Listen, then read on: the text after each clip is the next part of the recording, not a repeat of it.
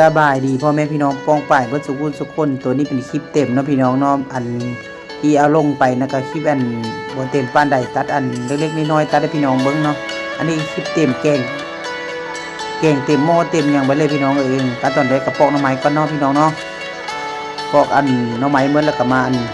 เตรียมมันเครื่องเตรียมของที่หลังเลยพี่น้องเลยอันนี้ก็ได้อันนี้เพิ่นก็เริ่มปอกไปละอันนี้หากระพักเสียงพี่น้องเลยเรื่องงานเรื่องการมากกันมาตัดอัน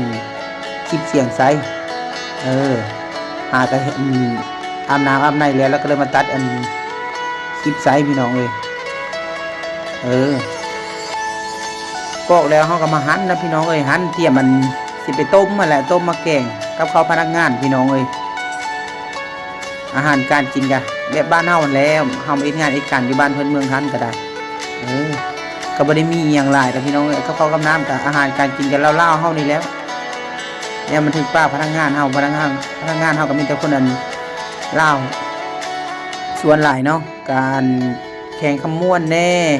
แข่งจำปาซักแน่แข่งสารวันพี่น้องอันแข่งสวรรค์มันอยู่นี่กันนะหลายแข่งพี่น้องร่วมกันอยู่นี่กันหลายแข่งหลายผู้หลายคนประมาณนั้น50 ป่าย50-60อันพูดละพี่น้องอันนี้ก็ยกน้ำไปต้มหน่อไม้เนาะหั่นแล้วก็ต้มหน่อไม้พี่น้องต้มให้มันเลือดให้มันจืดจังน้อยจังแก่ต้มไว้กับประมาณจัก30 นาทีนะพี่น้องเอาก็มาหั่นหมกบวบท่าเนาะเอาบวบมาหั่น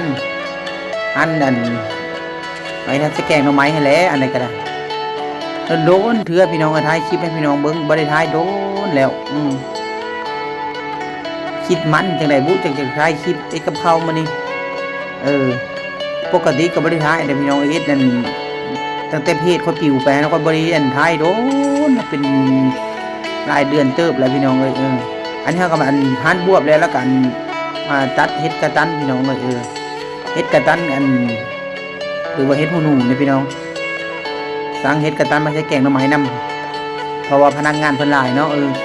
ประมาณ3 โลพี่น้องกับเขาพนักงานเนี่ยเฮาเป็นคนรับผิดชอบเองเฮ็ดกับเขากับน้ำพนักงานคุมือพี่น้องเฮ็ดให้เพิ่นกินเนาะเห็นบ่มีแต่อันดอกงามเฮ็ดก็ได้เฮ็ดนาดอกนาพี่น้องบ่เว้าเลยยำกุดแกงใส่หน่อไม้พี่น้องนัวคักได้นี่ตัดแล้วเรียบร้อยแล้วก็ได้นี่บวกก็หั่นเรียบร้อยแล้วก็ได้เตรียมจะท่ามาเด็ดพักท่าพี่น้องซ่านหม้อหน่อไม้เดือดเนาะหม้อหน่อไม้จืดจะเอาหน่อไม้มาล้างเดี๋ยวไปอีตู้เนาะไปอีตู้บางโคตรงามพี่น้องก็บ่ค่อยหอมปานใดพี่น้องมันคือพระอีตู้บ้านเฮาเฮ็ดไปธรรมชาติเนาะอันนี้ก็มาเอาหน่อไม้ไปล้างแล้วก็โอ้ยถ้วยกะทิลงไปน้ำพี่น้องแล้วก็น้ำปลาเด็กใส่บักเพชรใส่พี่น้องนี่น้ำก็เดือดแล้วนี่ดิ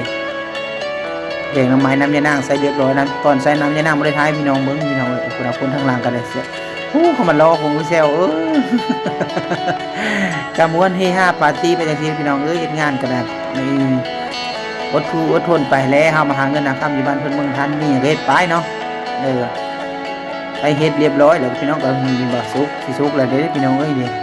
เรียบร้อยแล้วมันเป็นตะกินบ่พี่น้องหอมปั่นไว้อีหยังใส่ไปอีตู้ก็ไปแล้ว